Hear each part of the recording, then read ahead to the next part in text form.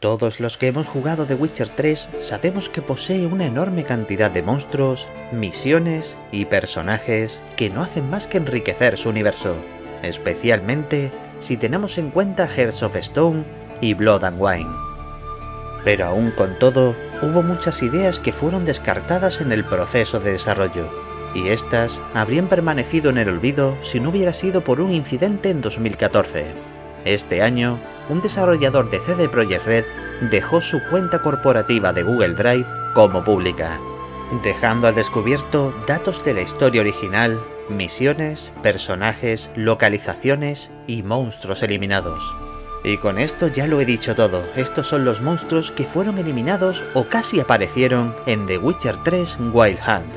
Soy Witcher Vidar y vamos allá con el vídeo. Encabezamos la lista con los Veld. Estos iban a ser unas criaturas similares a un pequeño sapo con forma humana, con la innata habilidad de poseer la mente de las personas. De carácter violento y gran velocidad, habría sido necesario ralentizarlos mediante la señal Irden. De no ser así, se dedicarían a golpearnos y alejarse rápidamente una y otra vez. Su mecánica de control mental iba a tener un efecto en el jugador, invirtiendo el movimiento del mando o ratón por un corto periodo de tiempo. Además, iba a ser posible derrotarlos de un tiro de ballesta en el ojo. Y dadas sus capacidades mentales, la señal Axia no habría tenido ningún efecto sobre ellos.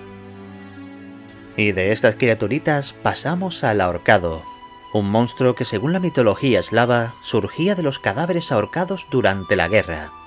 Este, a diferencia de los Veld, se movería muy lentamente la mayor parte del tiempo, cosa que cambiaría cuando atacase con sus garras.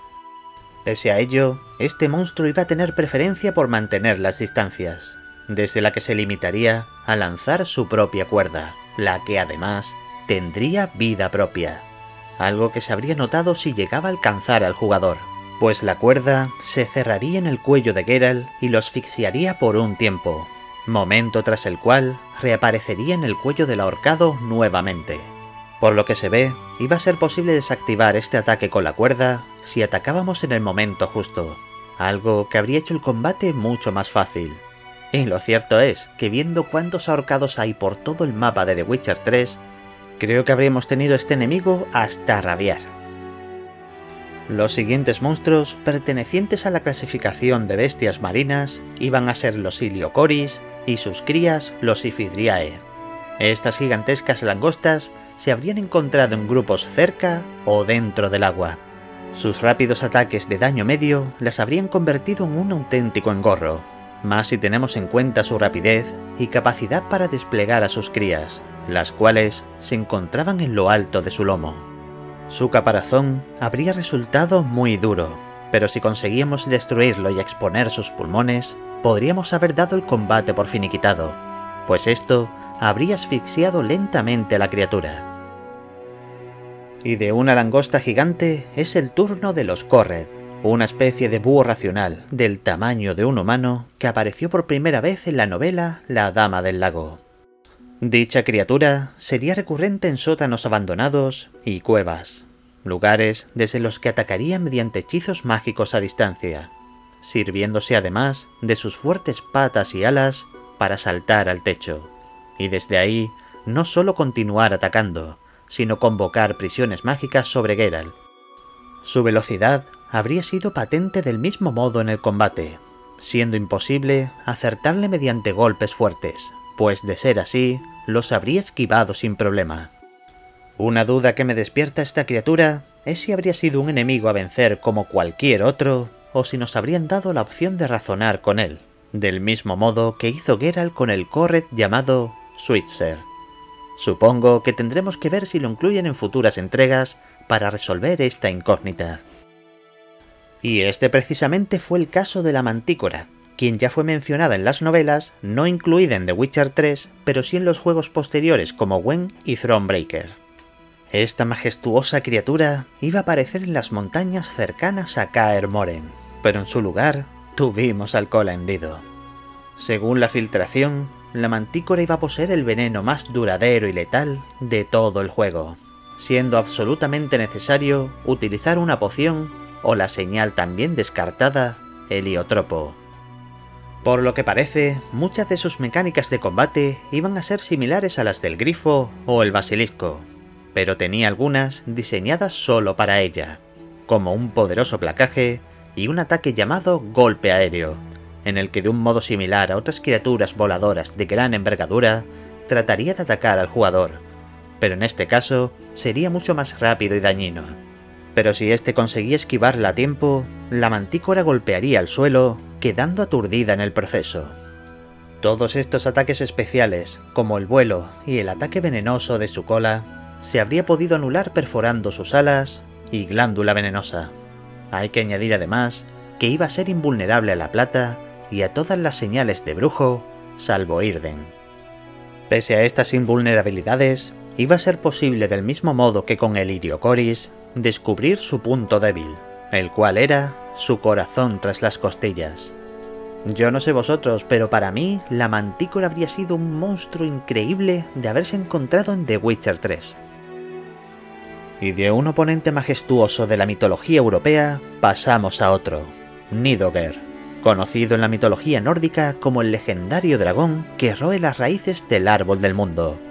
Pero esta criatura, mucho más pequeña que su contraparte mitológica, iba a despachar su gusto por las raíces en The Witcher 3, siendo parte de una misión eliminada en la que Yennefer nos habría encerrado en la Isla de las Pruebas, una pequeña isla ubicada en las Islas Skellige. En dicha misión tendríamos que superar diferentes desafíos, entre los que destacaba el enfrentamiento contra este dracónido un tanto particular, pues lejos de escupir fuego, tendría capacidad de lanzar electricidad desde sus garras. Al igual que la mantícora, habría sido capaz de volar y descender hacia el jugador, causando de esta manera un daño masivo, algo que hacía del mismo modo un ataque de salto en el que se abalanzaba desde una gran distancia. Además de todo esto, habría sido capaz de regenerarse constantemente durante el combate, algo que supongo se habría paliado con un aceite para dracónidos. Y de un dragón pasamos a un tipo de vampiro que fue mencionado en las novelas, pero que jamás hemos llegado a ver, el Mula. Este iba a ser la contraparte masculina de las lamias y alpas. Invulnerable a la luz del sol, preferiría cazar durante la noche, momento en el que se torna niebla y ataca a sus víctimas para succionarle la sangre. Salvo esta habilidad de transformarse en niebla, muy similar a las boiras, habría sido muy semejante a la lamia en combate, con la diferencia de que podía convertirse en un hombre cuando no tenía su forma de vampiro. Y hablando de formas humanoides, pasamos a las Nereidas, también conocidas como las ninfas del mar. Estas habrían tenido dos apariencias diferentes en función de dónde se encontrasen, poseyendo una forma más humana en tierra y cubierta de escamas en el agua. Aunque hubiesen podido atacar en tierra, las Nereidas habrían preferido, obviamente, combatir en el agua, momento en el que podían regenerar sus heridas y realizar rápidos ataques al jugador, por no mencionar su habilidad exclusiva, consistente en un cántico que podía llamar a otra criatura descartada. La víbora. Esta criatura, mencionada muy de pasada en la historia corta Una semilla de verdad, habría hecho su aparición en el tercer juego como un lagarto de gran longitud con la capacidad de escupir veneno. Y con el ligero añadido de poseer 5 cabezas, las cuales podían regenerarse si no se cortaban a tiempo. ¡Ojo! Regenerarse, que no multiplicarse, que ya me estoy viendo los comentarios del tipo mira, como la hidra. No es igual. Pudiendo encontrarse en ciénagas y ríos, su forma de combate se habría limitado a zonas cercanas al agua, bien en solitario o, como bien hemos dicho, siendo invocado por una Nereida. Por suerte, habría sido posible acabar rápidamente con sus cabezas, acertando con una ballesta. Como curiosidad, este monstruo fue rescatado en el juego de cartas, donde su diseño dista mucho del que tenían pensado inicialmente. Y ahora pasamos al único espectro de la lista, el fantasma de las ratas. Este iba a tener una apariencia similar a los espectros humanoides del juego final, con la habilidad de comandar una plaga de ratas, las cuales treparían por el cuerpo de Geralt y causarían un daño progresivo. Pero ojo, no solo las habría usado como armas, este enemigo haría uso de los roedores para escalar su propio cuerpo, sirviéndose de ellas como escudo. Como añadido, también iba a ser capaz de enviar una nube de moscas mediante un hálito fétido. Es más que probable que algunas de estas ideas se trasladasen a la pesta, otro espectro que sí pudimos ver en la obra final. Unos monstruos que en muchas ocasiones pasan desapercibidos en este universo son los insectoides, y el siguiente de la lista es uno de ellos, aunque por desgracia solo tenemos su descripción, y esta nos habla de los kelpias, unos insectos muy similares a los endriagos, con la diferencia de que poseerían unas púas venenosas en su lomo, se lanzarían en grupo hacia el jugador, arrojarían dichas púas y morirían en el acto. Según el resto de la filtración, la mejor manera de derrotarlas habría sido volcarlas boca arriba bien con la espada o con la señal AR, momento tras el cual podríamos perforar su panza, el único punto blando de todo su cuerpo. Este en particular me parece bastante curioso, sobre todo su mecánica para recuperar salud. Este era el Axibrum, un monstruo muy similar a un troll, se diría por su aspecto un troll de los bosques, lugar en el que habría sido habitual encontrarlo rodeado de neckers. El Axibrum iba a ser poco más alto que un troll de piedra y además poseer una garra metálica en una de sus manos, con la que propinaría fuertes golpes capaces de hacer mucho daño al jugador. Hasta aquí todo bien, pero lo más curioso era cómo recuperaba salud, y esta no se recuperaba tal cual como podía ocurrir con un hombre lobo. Y es que este troll agarraba a uno de los neckers, le pegaba un buen mordisco y luego te tiraba el cadáver a ti, al jugador. Aparte de eso, como podéis ver en las imágenes, el punto débil de este monstruo era su vientre, donde si se atacaba lo suficiente, desparramaría sus intestinos y moriría al instante.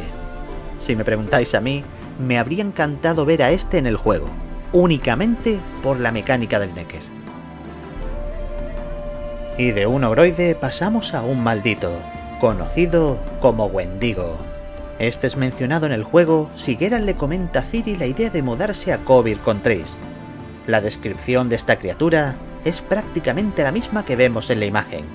Un monstruo muy alto, hecho casi en su totalidad de hielo y con una enorme cornamenta.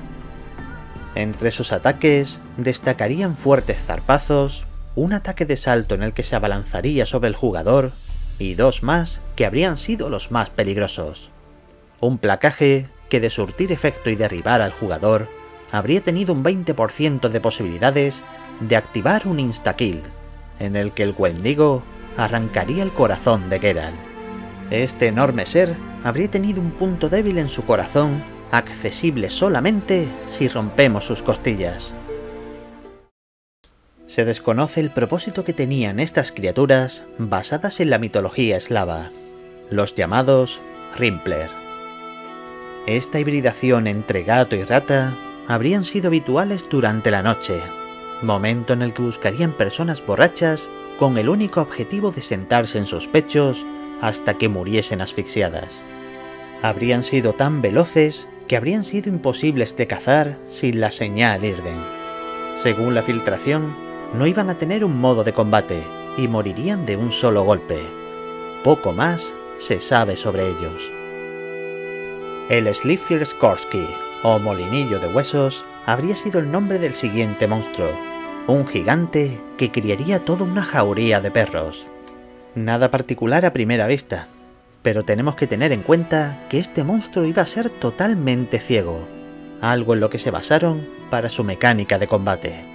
El Slifiers habría sido incapaz de seguir al jugador, a no ser que atacase a sus perros o realizara acciones que generasen sonidos, tales como correr o lanzar bombas.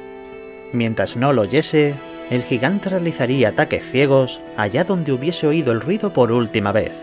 En cuanto a su manada de perros, habría sido capaz de invocarlas en 2 ocasiones, momento tras el cual se habría quedado completamente solo. Su único punto débil habría sido el corazón, solo visible cuando se arrodillase. Para ello, habríamos tenido que atacar su rodilla hasta tumbarlo. Por último, os dejo unas menciones especiales de monstruos que se filtraron junto a todos estos, pero que a diferencia de ellos, acabaron siendo utilizados para el juego final.